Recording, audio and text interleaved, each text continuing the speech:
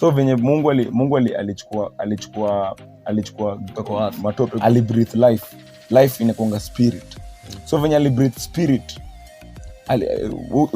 venye alibreathe spirit, flesh na spirit yake venye ilipatana ika create soul. So hii soul ndo distinction ya katikati ya wanyama na katikati ya binadamu na wanyama na binadamu na angels. Unakumbuka angels ni spirits, wanyama ni flesh. So soul ndio intellect ya binadamu.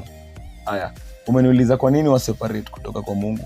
Nime-explain tu hiyo, ndio nikuonyeshe venye binadamu aliumbwa, alikuwa na spirit. Binadamu ni spirit, ako na soul na anaishi kwa body.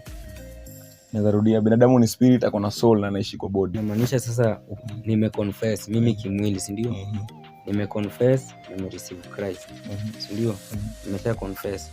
Inamaanisha sasa tena sihitaji spirit ama wakati na confess na ukisha repent to confess, repent and be baptized to receive the Holy Spirit. So ukisha repent, ukisha kuwa baptized, so unajua uta confess, hapo ndo uta receive the Holy Spirit. Simple.